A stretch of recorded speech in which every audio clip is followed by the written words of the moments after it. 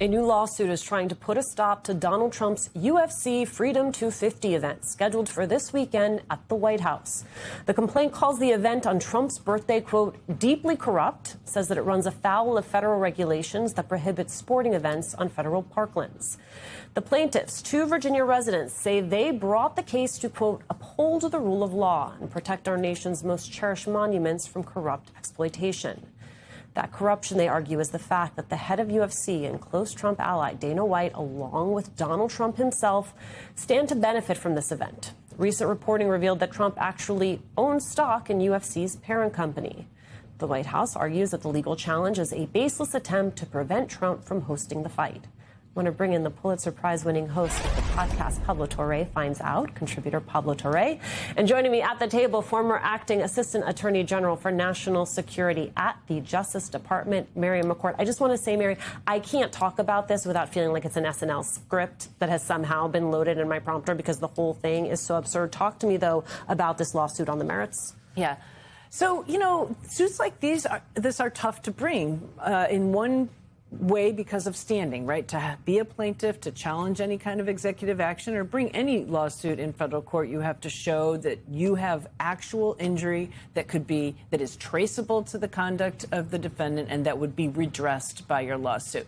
Now, the injuries here are injuries, some of which have been recognized by courts before, including the aesthetic injury, right?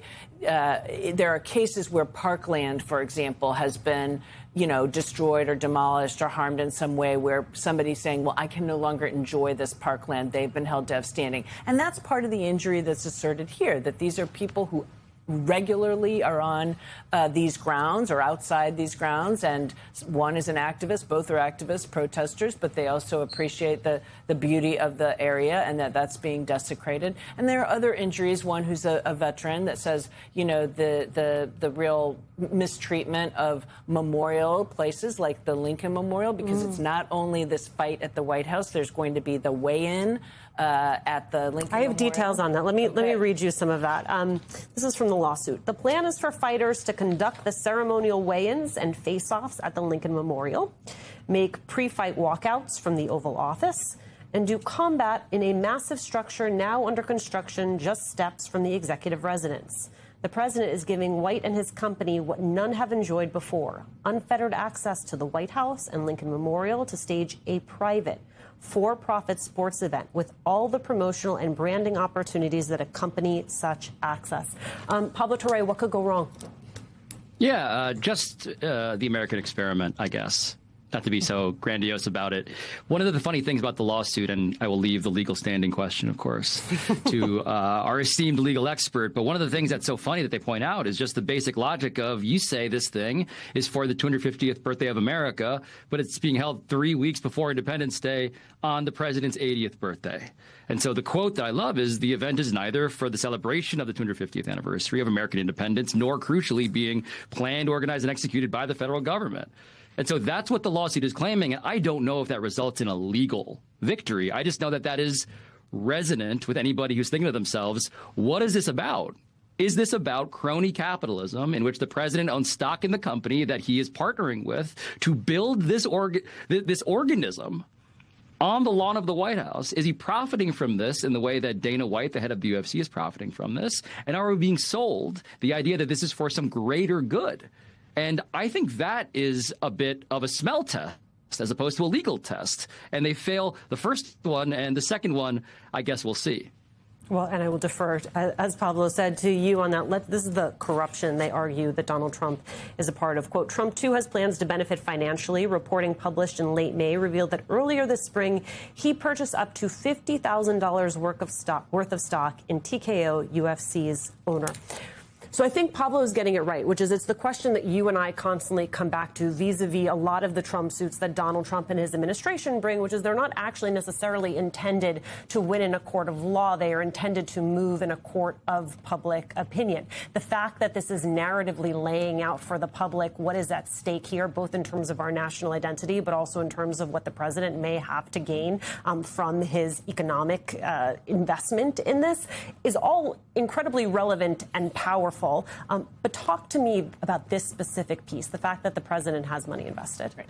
So that's why I think what I really think is the importance of this lawsuit. Ultimately, whether they win or lose on standing and on their merits of their claims, it is pointing a spotlight at the corruption here. And, you know, Mr. White has gone on record saying this is like the biggest earned media event we could possibly have. Our exposure this day to, you know, people around the world is going to give us more and probably generate more revenue than we could get in a year just from the attention, the eyes that are going to be on this, right? So he's clearly seeing this as a commercial endeavor. And we now know he also, by the way, you know, he's very close to Donald Trump. He introduced him at the 2024 convention, right? There's all kinds of connections there. And now we learned that Donald Trump has an investment. By Donald Trump's terms, not a huge investment. I think it's between $15,000 and $50,000, but nevertheless an investment that apparently, according to the allegations in the complaint, was made after,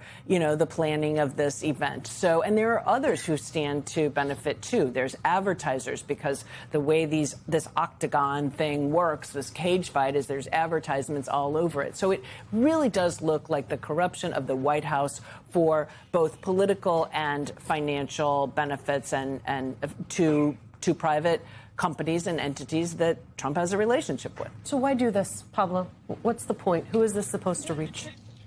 Look, the power of sports are well documented. This administration, for all of its corruption, knows that power. And one of the great cons that people in charge of this government have sold to us is the idea that sports are this wonderful public good.